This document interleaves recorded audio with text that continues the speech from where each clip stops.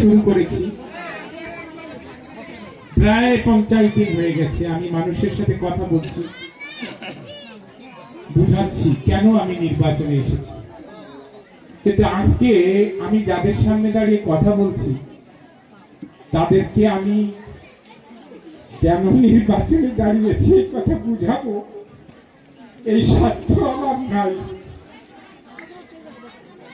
পিতার কাছে ফিরে আসলে, মায়ের কাছে যখন মানুষ সন্তান ফিরে আসে, মাকে বাবাকে সন্তান কি বলতে পারে সে কেন ফিরে এসেছে?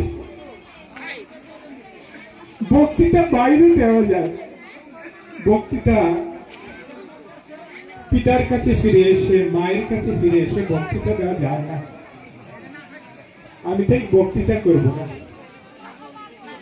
আপনাদের চরম ধরে মিনতি করে বলছি,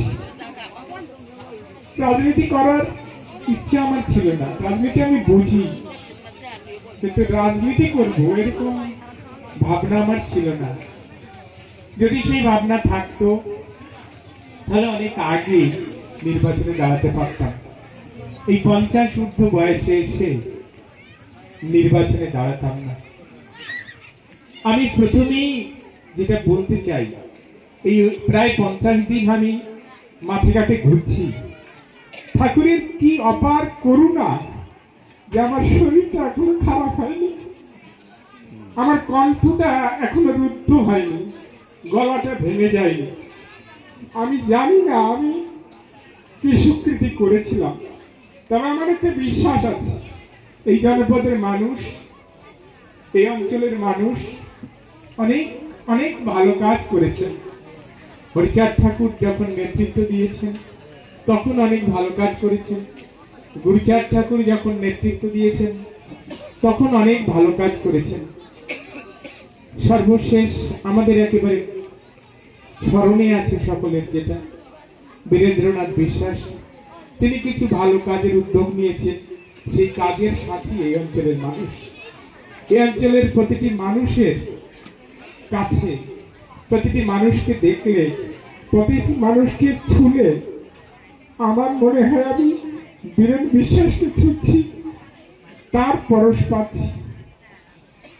আমি জানি না এই জীবন কেন আমি বেছে নিয়েছি, আমি বলতে পারবো না। আমার বন্ধু বান্ধব, আমার আত্মীয় স্বজন, আমার মা বাবা সকলেই চেষ্টা করেছিলেন আমাকে সংসার করতে, পারেনি। কেন পারেনি, আমি কেন করিনি, তার কোনো জবাব আমার আজও জানা নেই। কিন্তু আজকে আমার মনে হচ্ছে যে এই কাজের জন্য, এই পরিবেশের জন্য হয়তো আমার জীবন অপেক্ষা করছে। জাতি আজ এক গভীর সংকটে নিমগ্ন হয়ে গেছে।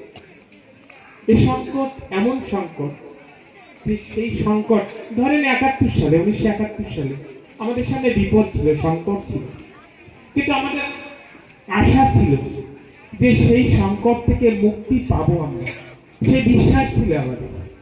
সেজন্য আমরা যুদ্ধে ঝাঁপিয়ে পড়েছিলাম। 30 লক্ষ মানুষ শহীদ হয়েছিল, তাও আমাদের মনোবল ভাঙেনি।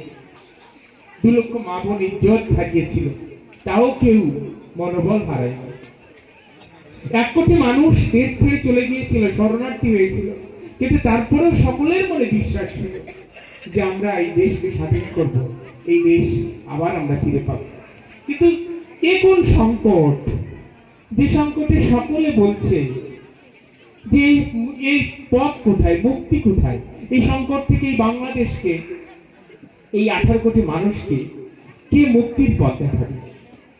আমার তখন মনে হলো যে আমি হয়তো সবটুকু পারবো না, আমার হয়তো সেই রকম জাতীয়ভাবে নেতৃত্ব দেওয়ার যোগ্যতা নেই, কিন্তু আমার যতটুকু যোগ্যতা আছে সেই যোগ্যতা নিয়ে আমি আমার মানুষের কাছে যাব, তাদেরকে বুঝিয়ে বলবো এটা একটা সংকট।